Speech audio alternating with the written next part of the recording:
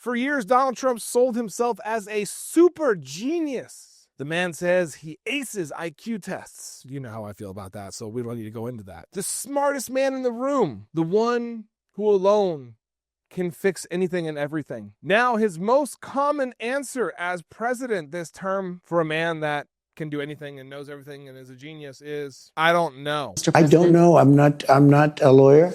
I don't know. I don't know. I don't know. I don't even remember. I don't know. Why don't you tell me? I don't know anything about it. The man says, I don't know, so many times I can't even count him. Think about it. He says, I don't know. He doesn't say, I'll find out, or here are the facts. Are you going to bomb Syria? I don't know.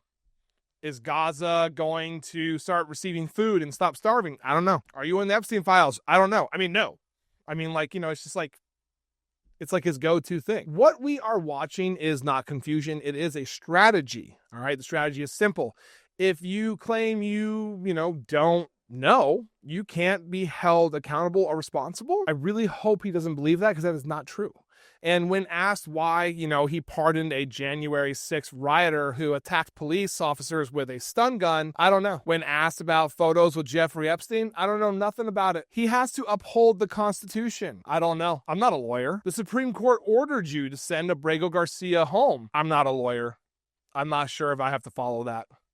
I don't know. When asked whether due process is a right, I don't know. Let that sink in, guys. I don't know. The President of the United States claiming he does not know whether due process exists. This is not a gaffe. I swear to God. Okay. It is, not him having like one bad day. Okay. This is a pattern that is happening over and over and over and over and over again. Okay. And here is where this becomes like a good news story for us, okay? Because this deflection is failing miserably for him, all right? For the first time, Trump is no longer projecting strength or, mastery. I'm not saying that he did that. That's just what he thought he was doing, and some of his weird supporters. He is more projecting exhaustion. I think that's kind of what he's been doing for a while, though.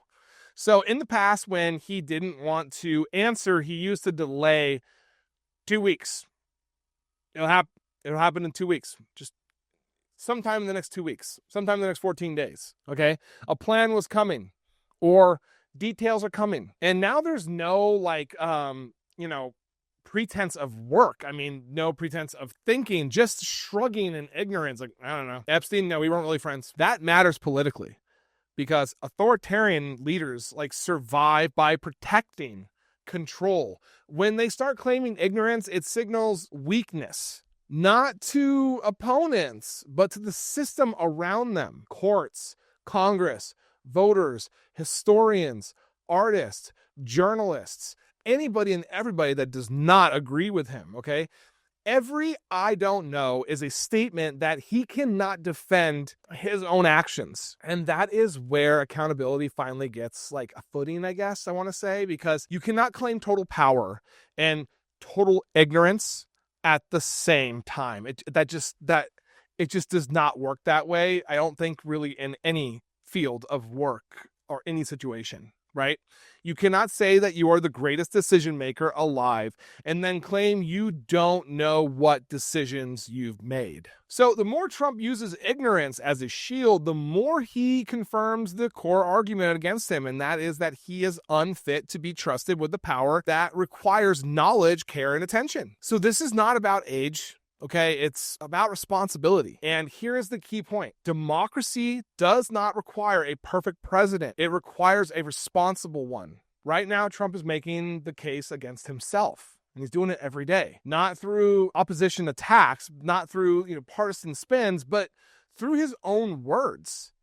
I don't know.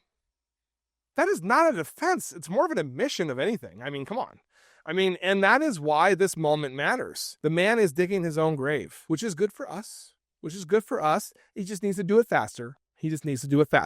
Thank you for watching. I am Jared Zisser, and this is Ring of Fire. Please like, comment, and subscribe, and turn on notifications to make sure you are informed about everything important in progressive politics today. And if you are looking for fact-based independent reporting all day, every day, follow me here on Instagram or here on Facebook. See you in the next video.